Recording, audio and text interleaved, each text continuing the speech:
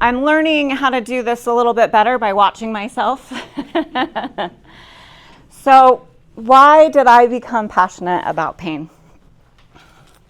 Well, as you know, I have been an emergency room nurse. I did a little bit of life flight, and I saw a lot of different things. This is a picture of the pelvis, and you can see the femur bone here, pelvic bones here, and you can see two pieces of a femur bone there. Yeah. So that was a motor vehicle crash. This is a picture of a spine cross section, and you can see the vertebra here, here, here, here, and whoa, what's that? Basically a destroyed lumbar or thoracic vertebra.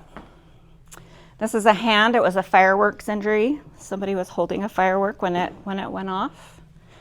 I saw lots of life-saving procedures in the emergency department. Did a little bit of life flight. This was a blast injury. And I was even able to go to New York City during the COVID crisis and helped out a little bit out there in their emergency departments. That was a really rewarding thing in my career.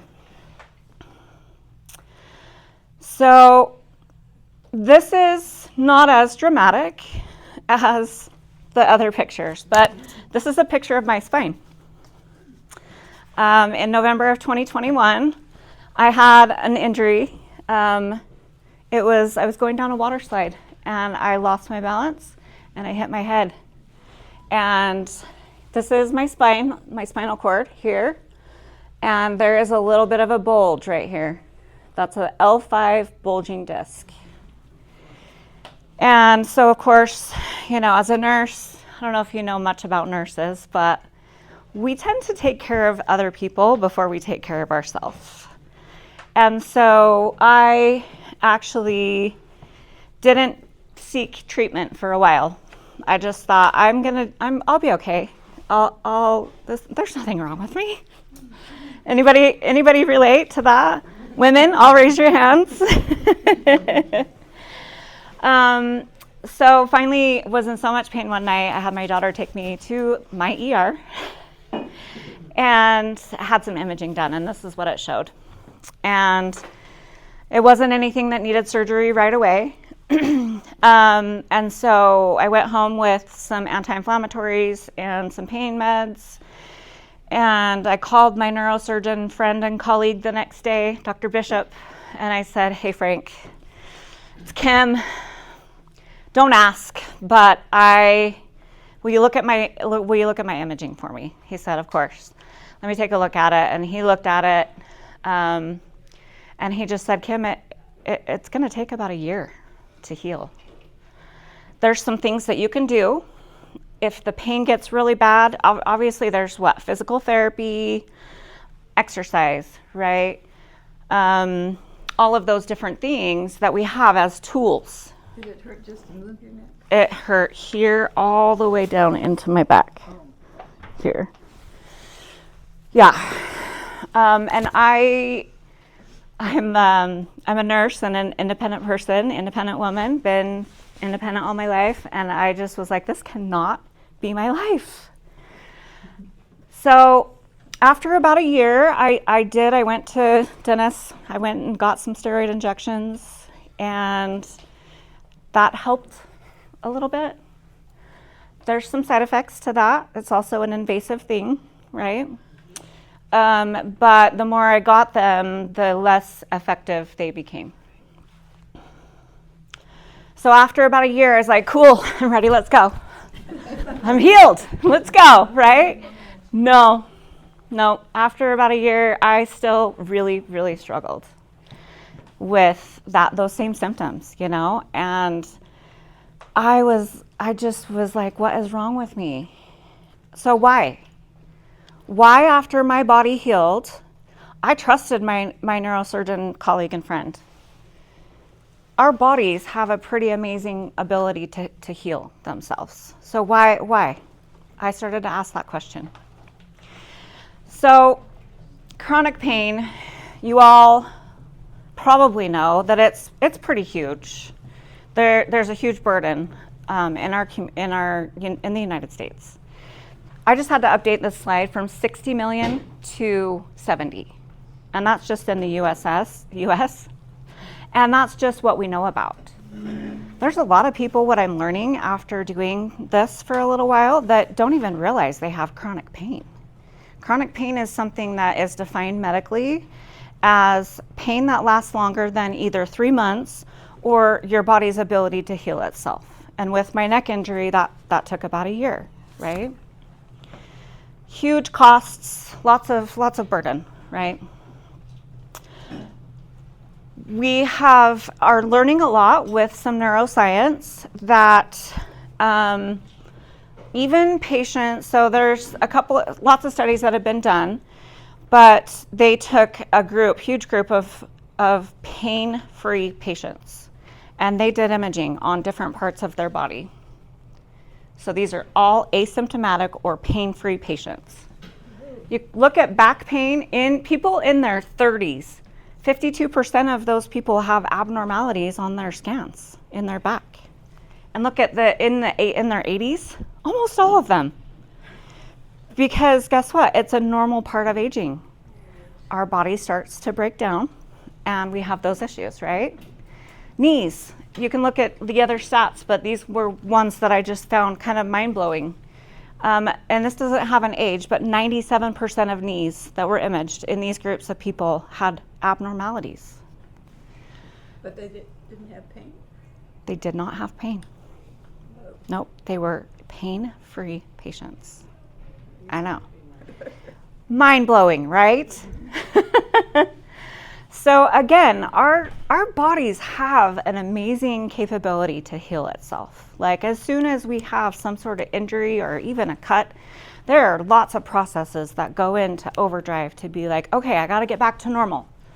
Like, let's heal that tissue. Let's, send white blood cells. Let's send anti-inflammatory markers. Let's send all of these different things, right? Our tissues eventually heal in most cases. So that brings us to a question then. Well, what is pain then? Like, why are these pain-free patients have abnormal imaging and they don't have any issues?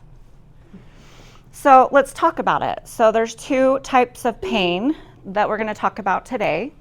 So an acute pain is the result of an injury or an insult. It's going to be a sudden onset, right? Okay, so as an example, my husband, we went to the lake a couple of weeks ago at Sand Hollow, and I don't know if you've been on slick rocks where it's in the water, the moss kind of makes them a little bit slippery.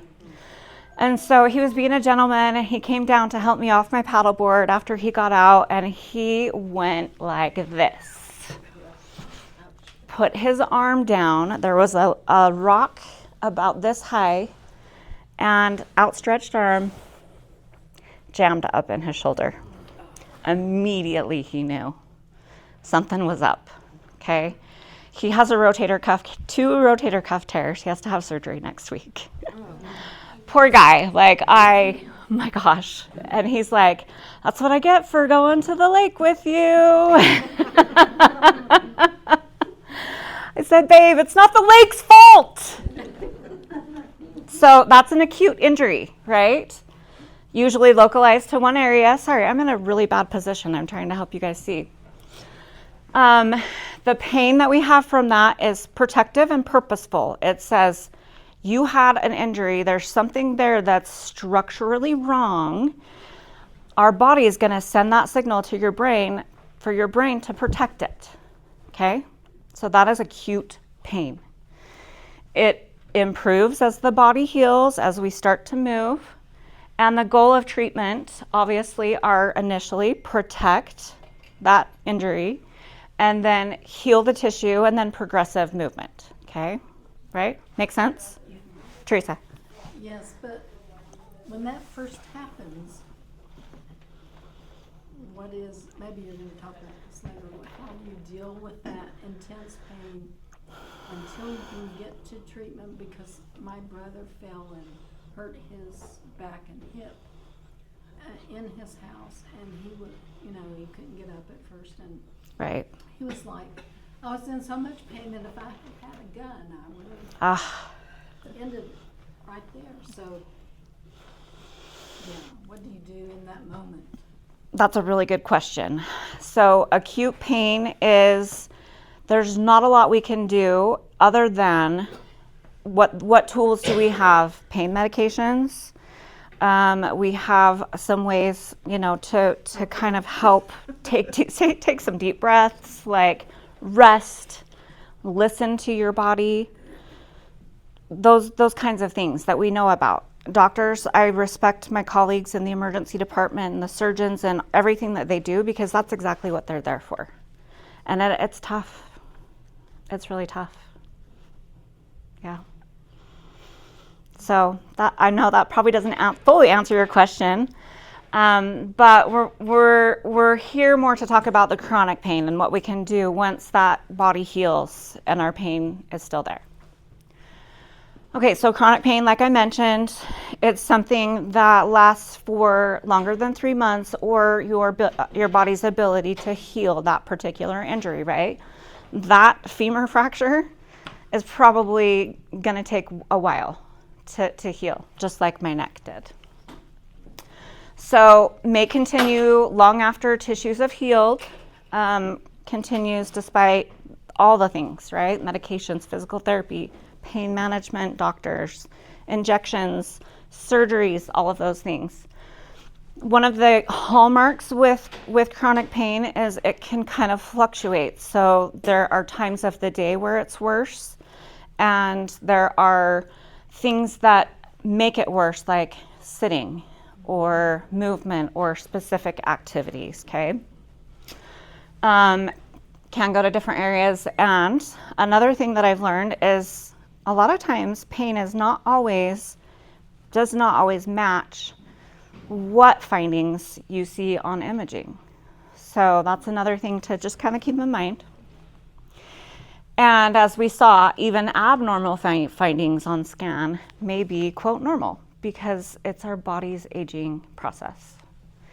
What I'm learning too, and thinking back over my career, there's a lot of doctors and providers, they want to give their patients answers, right? Like, Dr. Bishop, why am I still in pain? Well, I don't know. That might be a nerve. That could be this. That could be that. Sometimes it's just their best guess. Unfortunately, that's the medical culture. Yeah, they are. Exactly. I'm glad they practice, because practice makes good and better. All right. So what I'm doing now is I'm looking at it as a goal of treatment in these chronic pain issues or symptoms, right? Calm and retrain the nerves, because the nerves are so important. I mean, nerves go throughout our entire body, and there is a connection with your brain and your body through the nerves. So calm the nerves and retrain the nervous system while improving function. So chronic pain can become what I call, and what is called in the medical community, as neurologically influenced. And what do I mean by that? So I am a chronic pain patient. I have experienced that before. When I look back on my journey with chronic pain, there were times where I would wake up in the morning and I was like, I'm going to be in so much pain today. As soon as I move, I know that is going to just, and I'm going to, And so, that's a pathway that I've created in my brain that is an overprotective feature, okay? So these neural pathways, because pain is a signal from our body, our brain is like, protect, protect, protect. So I'm gonna try to protect it. Well, sometimes that becomes counterproductive, process. It's not the right thing to do. The brain continues interpreting these signals that my body was healed. I didn't have anything structurally wrong in my neck, but I had created this dysfunctional pathway within my nerves and my brain. Okay, I know it's a little bit hard to wrap your brain around. I'm still learning a lot. And then we become stuck. We become stuck interpreting these signals from our body as dangerous. And there's patients who actually have structural problems. They have an actual finding on their imaging that could point to why they're having pain. Sometimes we can turn down the intensity of that by practicing and understanding first, by understanding the science, and then some pretty simple practical applications in your lives. Questions about that? I know it's a lot because it's a totally different way to think about it. Can anybody relate? Yeah. You tell yourself every day you're great and everything's fine versus this is going to be bad day. Okay.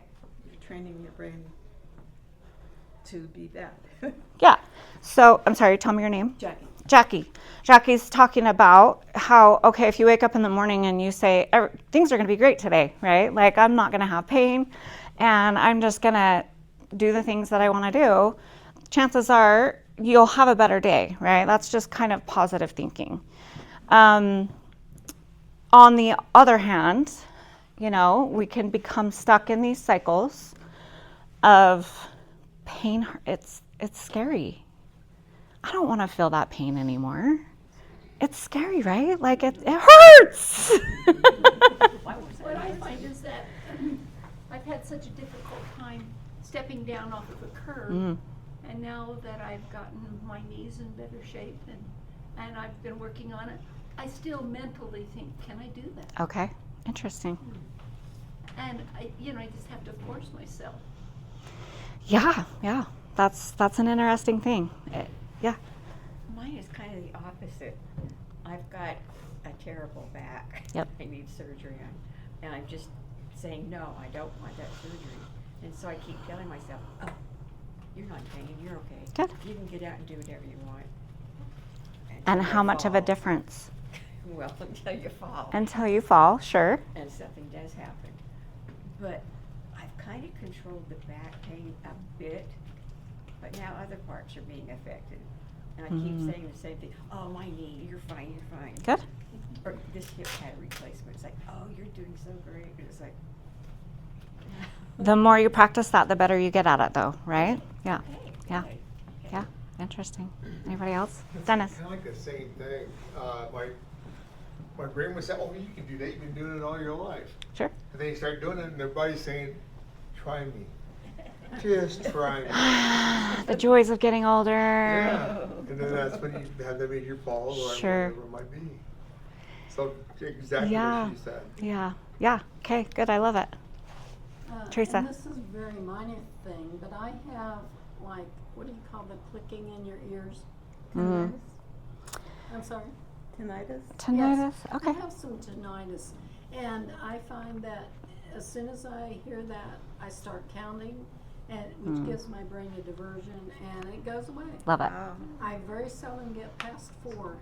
Good. I mean, it's that fast. Wow. That my brain is thinking about something else, and I don't think counting would be as that effective with pain. Probably, Takes your mind off but of it. some type of diversion can help some. I love this.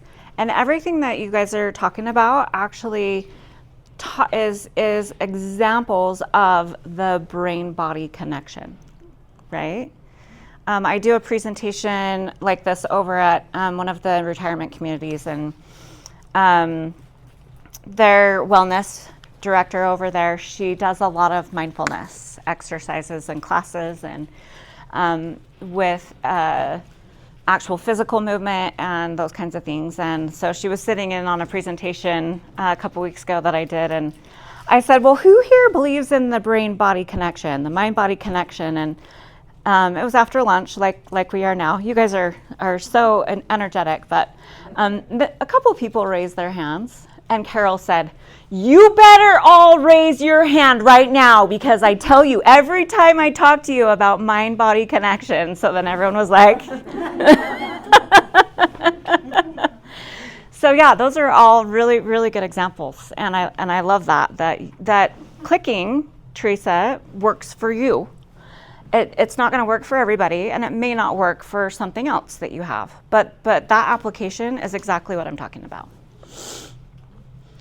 So chronic pain, that there either is time for your body to heal and you're still having it, or you have no structural issue. You have normal findings on a scan, normal, abnormal, right? Or it's not lining up with your symptoms, what they're seeing on scan. This is what we're calling now neuroplastic pain. So it goes back to that our brain is sensing danger for whatever reason. And all that is it's a stimulus. So if I'm sitting here in a chair, just like you all are, I have my spine and my muscles and lots of things keeping me upright to be able to sit in my chair. Well, that is information that is being sent from my back to my brain. My brain, really quick, right? This is really fast. My brain is like, oh, is this dangerous or is this okay? Well, because I don't have any back pain. My brain is connected. It's saying, no, I sense that stimulus, but it's okay. It's not dangerous. So I don't need to send pain signals back, okay? All pain is generated by the brain. Okay, think about that. It's kind of important to understand that. So can we turn it off? We can. We can turn it off, and we can turn it down. So yes, really good question, Lisa. I will never tell any of my patients that your pain is all in your head, because guess what? It isn't. However, pain is processed in your brain, and it's a signal that is dysfunctional for whatever reason. Okay? So it's real. It's real pain. I will never, ever tell my patients that their pain is not real. Many times it's the fear that is tricking that brain-body connection. A lot of times it is. So, like we've been talking about this whole time, it's not always physical injury. It's not always a structural problem. It's not always what is on your scans. It is sometimes, a lot of times, it's a learned pathway that we need to unlearn. And good news, Lisa, there is, yes? If you haven't, I'm doing a head count up front. If you haven't already registered or checked in with me, can you check in after? For this class? Yeah. Awesome, thank you. And I have a list here too that I can, yeah. Okay, but they should check in with you too. And if you haven't had a chance to sign that, we can send it around too. Did you get it? Perfect, thank you. All right, so we can unlearn it. We can unlearn it. I know, it's crazy. Like, really? So neural pathways, I'm going to go through this really quick. This is a lot of science stuff, but I think it's important for us to kind of understand what a neural pathway is, okay? So physical problems in the body, recent studies have showed that chronic pain is not always due to physical problems. And in fact, it's because of learned neural pathways. So what is a neural pathway? There are thousands of cells that make up neural pathways from our brain to our toes, okay? They help us learn how to do new activities, to learn how to walk, ride a bike, type on a computer. So if you think about a baby, okay? A baby, when it's starting to learn how to walk, its little brain does not know what to do. Here, thank you. Thank you. Thank you. a baby's little brain is like, I don't know what to do. So with enough practice, the baby will start to get up and, oh, I need to lean forward a little bit. And I need to kind of use my body muscles a little bit. And with enough practice, they learn how to walk. Well, it's the same thing. That's what a neural pathway is. It helps us, the neural pathway, with enough repetition, it helps us to be able to learn new activities, okay? They say that you will never forget how to ride a bike, right? That's a neural pathway.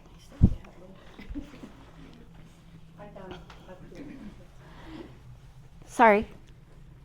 Okay. And just as our brain can create a neural pathway to learn how to ride a bike or to do all the activities, it also can create a neural pathway for pain. We can learn and remember pain long after our bodies have healed. Shoot. So, just a quick little video.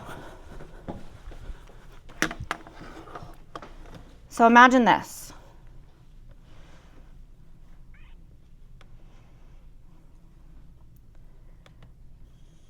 Imagine that you're out driving.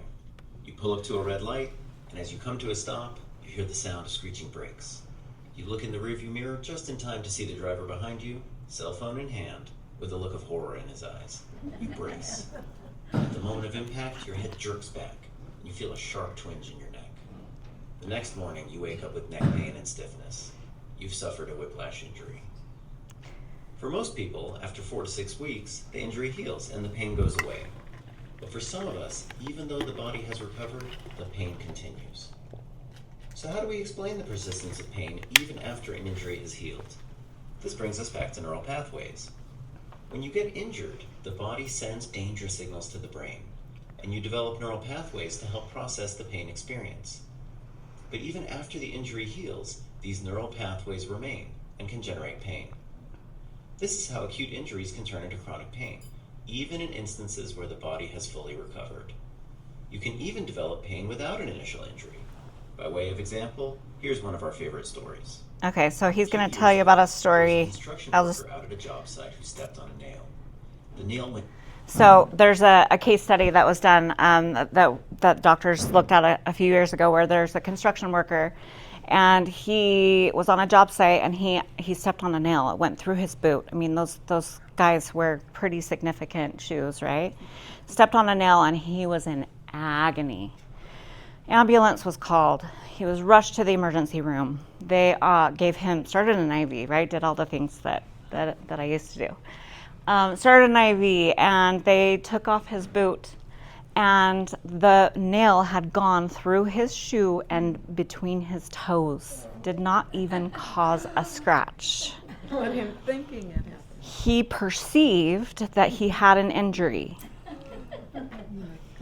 That sent danger signals. It created this agony, this pain that he had. That's pretty incredible, right? So it's just really interesting what we've been learning. So even the perception of pain can create that signal for us. Just the fact that we are perceiving, oh, we see an abnormality. Another thing that's crazy is, the scans that we're doing, because of technology, we're getting better and better. We're able to see things. Dennis, tell me about your thyroid injury, your thyroid. I didn't even know about it. You didn't even know about it. Now I had a stroke. I had a bleeding in the back of my neck, and they pulled the artery across and hooked up to another one. And when they went across, they noticed that my thyroid was big. And then they told me that I had cancer in my thyroid, so they had to take it out. Yeah. So incidental. They didn't know you didn't know you had cancer. Surprise. Yeah. So a lot of times these are incidental findings. Well, as a person, as an individual, and as a doctor, they're like, well, what? There must be something wrong, right? That perception sometimes does that.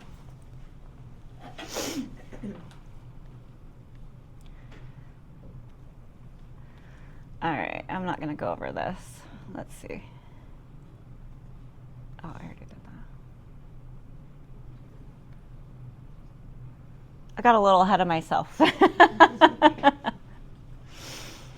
So, thinking about all of these things, and you are so fine, thank you.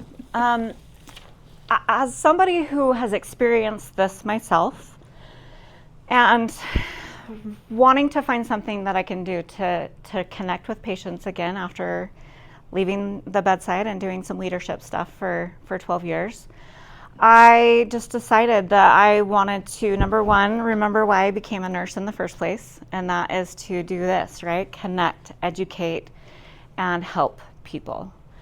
And everything that I'm learning about chronic pain is new. It's in the last like 5 to 8 years, neuroscientists have been studying all this stuff. So I created my own protocol. It's called, I think I mentioned it earlier, it's called Nervana, Pain and Restoration, Nervana, nerve, right? Because what I do is electrical nerve stimulation, so it's an actual application to the body that stimulates sensory nerves and activates those and really helps kind of reset those nerves with the brain. Okay, this is the device that I use. This is, anyone familiar with TENS? If you've had a surgery and you've had physical therapy, so it's been around for a really long time. Physical therapists still use it today. It's effective, it's FDA cleared, it's safe. This is a prescription. So anybody can get a TENS device over the counter. You can get it and you can get the little sticky pads and you can put it, and it's really cool. But this particular device requires a nurse and it requires a doctor's order because of how much it penetrates into the tissues. Traditional TENS is 250 pulses per second, so that's how many pulses it's actually able to penetrate into the tissues and get to those nerves. This goes up to 8,300. That doesn't mean that it's painful, it just means that it's able to penetrate that much deeper into your tissues. So I have 40 different protocols. This is my book. My one that I use all the time is number 31. So program 31, and that's for low back pain. Lots of people have low back pain, right? So the pads, there are 4 pads. These are carbon fiber, so these are much more legit than those little sticky pads. I do have sticky pads depending on the area of the body that I'm treating. Because I deal with nerves, I have lots of different things that I can help with, right?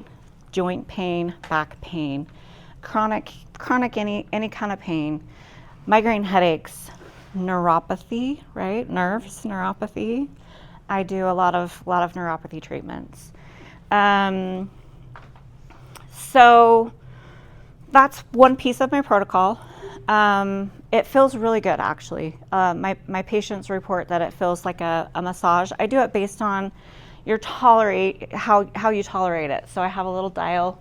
I can go up or down. Usually we start at about 25 to 30, and that tends to feel really good, actually. And it's been shown in studies, this is why physical therapists use it. It actually helps release natural feel-good chemicals like endorphins and enkephalins, all of those things. So it's almost like a runner's high in a way. So it has lots of really cool different effects on the body. Any questions so far? That's one piece of the protocol. If you have, I have the sticky at home with the battery and stuff. Do I put that sticky thing where the pain is? So, or do I find another? Nope, really good question. So there's 4 pads. So if let's say you're doing a knee, because that's the easiest way to do it, and I have smaller pads. So you would go above and below the pain. Because what these do, red talks to red and black talks to black. So the electrical stimulation goes between those. That's if your knee hurts. Yes. Okay. So if it's a back, you would go above and below. Oh, okay. Above and below. Okay. I'm a nurse. I see lots of bums, okay? Yeah. I have a question. Okay, if you have a pacemaker, can you do that? Pacemakers, I would just require, There it goes again. Thank you. I would just, it's safe, but I would just require clearance from your cardiologist prior to. Yeah, really good question.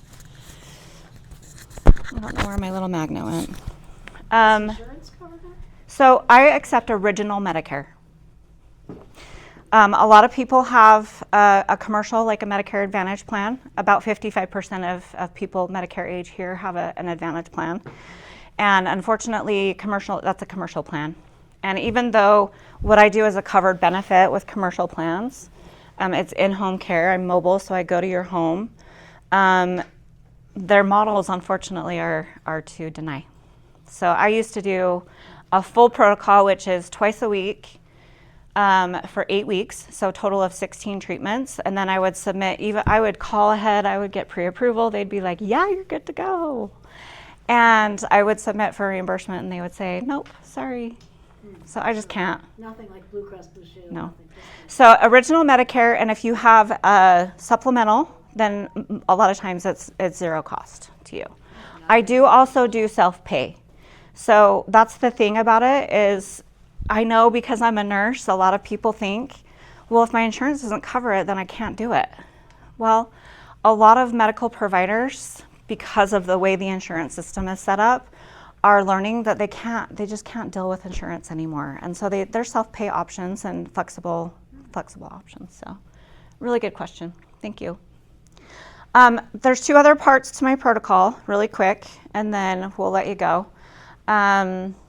So I also do IV therapy, which is, so it's 2 visits per week. Both visits I do the electrical nerve stimulation. Typically the second visit of the week, I do IV. So I come and I start your IV. I'm an ER nurse. I like to start IVs, okay? And I can do up to 1,000 milliliters, depending on the patient, how much they can tolerate. And I do 3 different nutrients. So it's an amino acid blend, a B complex, and glutathione, which the combination of those 3 are really targeted specifically for recovery and targets for nerves and those kinds of actions in your body. What was the first one? Amino acid blend, yeah. What is the cost of that? So the whole protocol, I can talk about costs. It depends on whether you have insurance or not. And okay, all right, let's talk after. Okay. Is it Vicki? Yeah. Jackie. Close. Thank you. Jackie. Thank you. The third piece is what I'm talking about here, is the neuroscience stuff. It's called pain reprocessing therapy. And as a nurse and informed in some of these techniques, I spend a lot of time with my patients, which I love. I love going into people's homes. It just fills my cup. But I spend a lot of time with my patients. And so I do education on all of this stuff about the brain-body connection. And then there's some exercises that I take my patients through to help them create some safety in their body and to disrupt that dysfunctional signal of danger. So 3-part protocol. There's nothing like it in St. George. There's a lot of people that are talking about it, though. A lot of people are talking about nervous system stuff. You've probably seen it, right? And that's exactly what I do in just a little bit of a different way. So. Do you prefer that you go to homes rather than me coming to you where you? I don't have an actual physical location. Oh, you don't? I'm on the road. Yeah. Wow. Yep, So, I am. How hard is it to book you? It's not hard at all. Okay, well, you know. Okay, so what I would love, if you have to leave, let me have you so this is my little pretend prescription, okay? So this is a little ticket. If you fill out your information at the top, and then take the ticket, then you have my information, and then I can contact you and we can talk about starting up. So here, let's just go. Yeah. Yes. How long does you do all three of these things in one visit? How long does the visit last? About an hour. If you talk a lot, it'll be longer. I know. I do. I have to be careful because I'm mobile. I have to plan travel, right? Travel time, and I'm just like, I want to continue talking to you, but I really do have to go. Mine doesn't work. Okay. It might not work on there. Yeah. Lisa, did you fill this out? Just Yes. start. Yes. How about you just star your name, and I can contact you, and we can talk a little bit more. For a cup of whatever. Yeah. Thank you so much, Teresa. Nice to meet you, Norma. Bye. Bye. All right. So, any other questions? Yeah. What if you have multiple? Like I have migraines Yes. for 22 years now, nonstop, Okay. and I have lower back pain like crazy. Okay. Can you treat both at the same time, or you got to treat one and then treat the other? So, yes, and yes. So, with my twice a week, I would do your low back. And then if you wanted to do another treatment during the same 8 weeks, then I would have to come out another 2 days a week, and we would work on your migraines.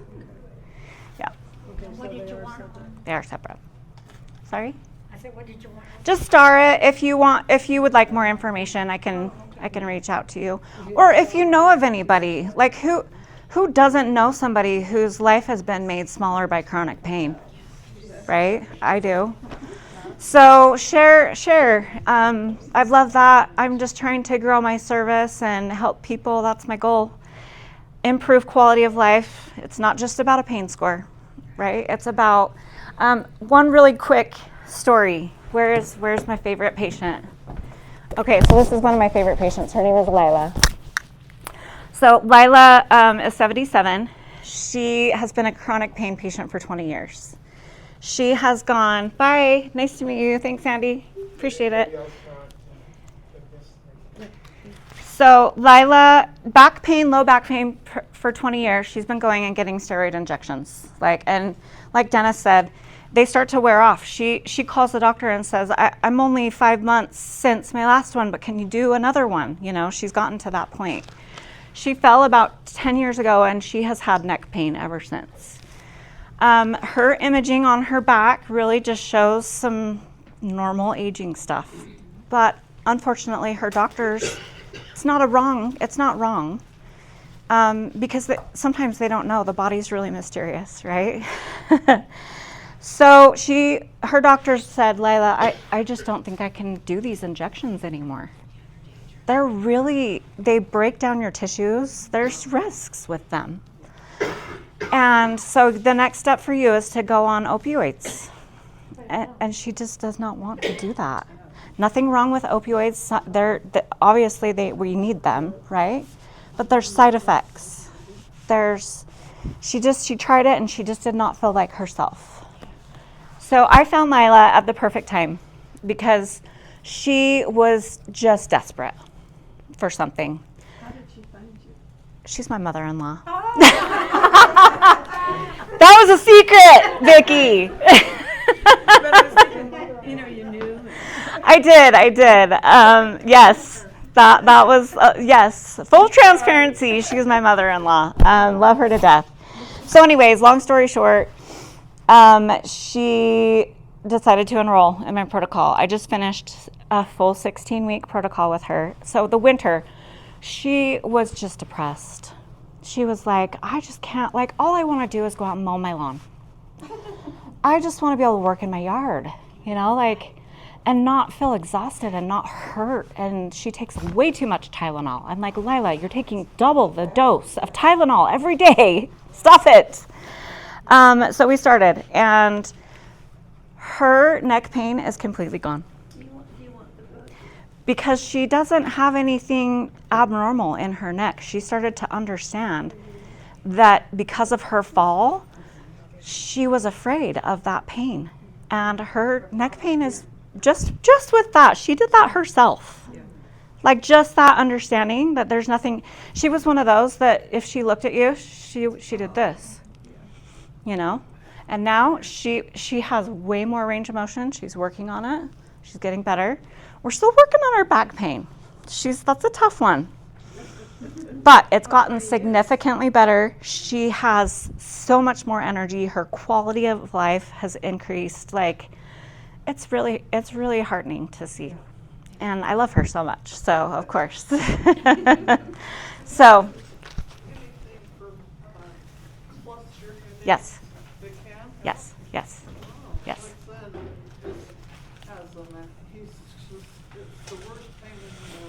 I know. Oxygen. Interesting. Yeah, I have a protocol where I put I only use 2 of the pads. We put them right at the base of the neck, and that helps, and then I can help him through some of the things that trigger those, and, you know, those kinds of things. So, okay, you're welcome. What's the origination of the machine? So, as far as... Thank you, Kim. You're welcome. Thanks, Lisa. Tell me origination. Did you create the machine? I did not. Nope. That's So, yeah, I invested in this device. It's called the NeuroMed device. So where did it originate? A bioengineer created it with a bunch of scientists and doctors in Arizona. Yeah. Yeah. So, all right. Thank you so much. I have thoroughly enjoyed being here. This center is such an amazing resource. I love it. Can I come? I'm not 60 yet. You will? Okay. Yeah, take some treats. Thank you.